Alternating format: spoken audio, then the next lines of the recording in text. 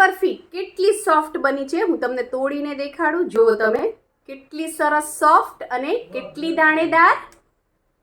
હું છું પૂનમ કવા અને સ્વાગત છે તમારું પૂનમ્સ ફ્લેવર કિચનમાં. આજે હું તમને બનાવતા શીખવાડવાની છું મલાઈ બરફી. આ કોઈ પણ તહેવારોમાં પણ તમે બનાવી શકો છો અને આ ફરાળી બનશે એટલે ઉપવાસમાં પણ તમે ખાઈ શકો છો. ના તો આપણે આમાં માવો નાખવાનો છે, ના કોઈ ખાંડ, ના ગોળ, ના ચાસણી, મિલ્ક પાવડર કંઈ પણ નથી નાખવાનું. બે જ વસ્તુથી બની જશે. ખૂબ જ ઇઝી છે. કોઈ પણ વ્યક્તિ પહેલીવાર રસોડામાં એન્ટર કરતું હશે એ પણ આ બનાવી શકશે.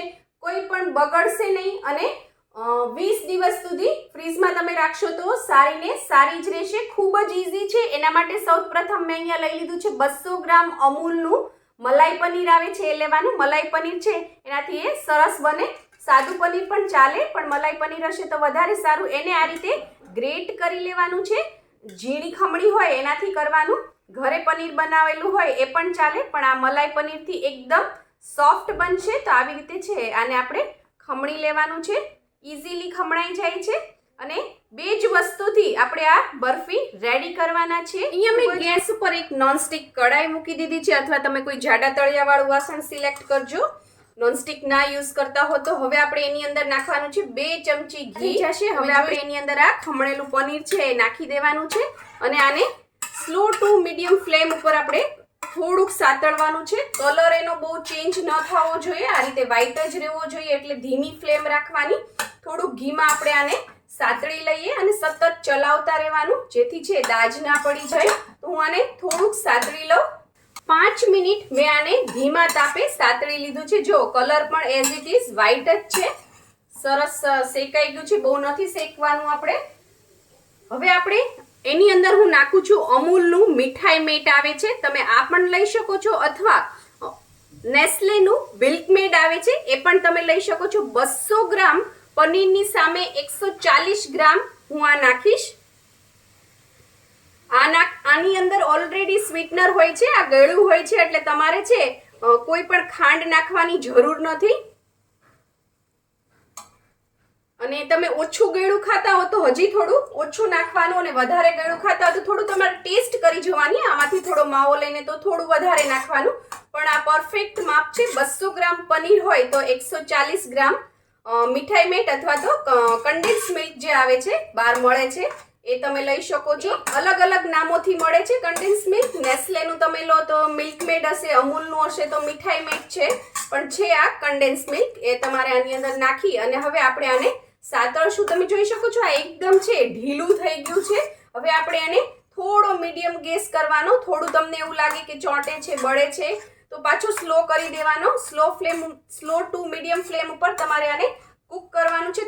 થોડુંક થીક થાય ત્યાં સુધી આપણે એને સાતળવાનું છે. બહુ થીક નહીં કરી દેવાનું. જે બરફી પડે એ રીતનું રાખવાનું છે, થોડું લચકા પડતું.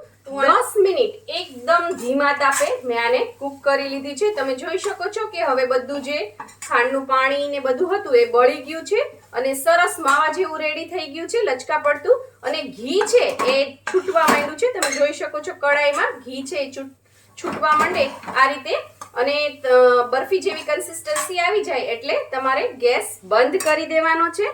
અને હવે આપણે એક આવી ચોકી લીધી છે મેં અહીંયા. તમે જોઈ શકો છો. તમારી પાસે આવી ચોકી ન હોય તો તમે થાળી પણ લઈ શકો છો. હવે આ ચોકીની અંદર આપણે તેલ લગાડીશું. તેલથી ગ્રીસ કરવાની છે, ઘીથી નહીં. હા, તમે કોઈ પણ મીઠાઈ બનાવો ત્યારે થાળી હોય કે ચોકી હોય એને ચારે બાજુથી તેલથી ગ્રીસ કરવાની જેથી જ્યારે જામી જાય પછી જે આપણે બટકા ઉખાડીએ છીએ ત્યારે બટકા ઇઝીલી ઉખડતા નથી, તૂટી જાય છે.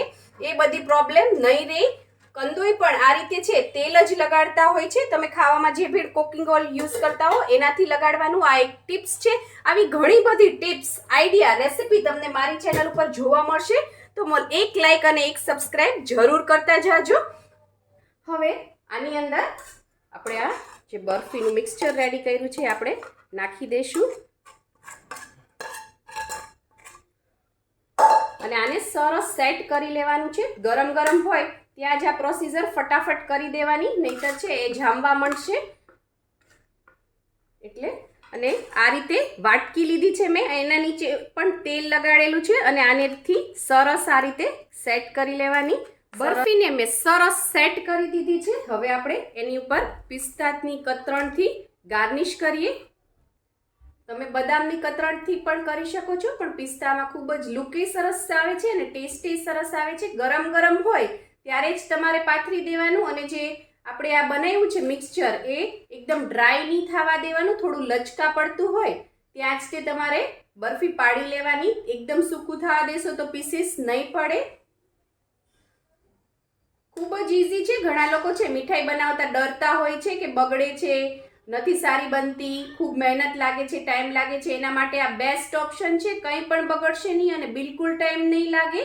ખૂબ જ ઇઝી છે. આને ઠંડી જગ્યા ઉપર 3-4 કલાક એઝ ઇટ ઇઝ રહેવા દેવાનું છે અને જામવા દેવાનું છે. થોડુંક ઠંડુ થાય પછી બરફીના છે પીસીસ તમારે પાડી લેવાના છે. એને એકદમ ડ્રાય નહીં થવા દેવાનું, નહીતર પછી પીસીસ સરખા નહીં પડે. પછી 4 થી 5 કલાક થઈ જાય એટલે સરસ સેટ થઈ જાય છે. મારીથી એક ભૂલ થઈ ગઈ, મેં જ્યારે કટ કર્યું ત્યારે હું વિડીયો શૂટ કરતા ભૂલી ગઈ છું. એટલે આ રીતે તમારે આપણે નોર્મલી પીસ કરીએ એ જ રીતે પીસ ઇઝીલી થઈ જાય છે. ત્યારબાદ આવી રીતે જો ઇઝીલી આપણે નીચે તેલ લગાવેલું છે એટલે પીસીસ છે ઇઝીલી બરફીના બહાર આવી જશે. ખૂબ જ ઇઝી છે, ખૂબ જ સરળ છે. તમે બનાવજો ઘરે અને મને કોમેન્ટ કરજો કે તમને કેવી લાગી આ રેસીપી. આ રીતે આપણે બધા જ પીસીસ છે એ આ રીતે સર્વ કરી લઈએ. મોઢામાં મૂકો ત્યાં ઓગળી જાય એવી અને ખૂબ જ જલ્દી બની જતી અને ખૂબ જ ઓછી વસ્તુથી બની જતી મલાઈ બરફી બનીને તૈયાર છે. તમને આ રેસીપી કેવી લાગી મને કોમેન્ટ બોક્સમાં લખીને જણાવજો. તમને ગમી હોય તો પણ લખજો, તમને ના ગમી હોય તો પણ લખજો. અને આટલી સરસ રેસીપી બતાવી છે તો એક લાઇક અને એક સબસ્ક્રાઈબ જરૂરથી કરતા જાજો. જો તમને મારી આ રેસીપી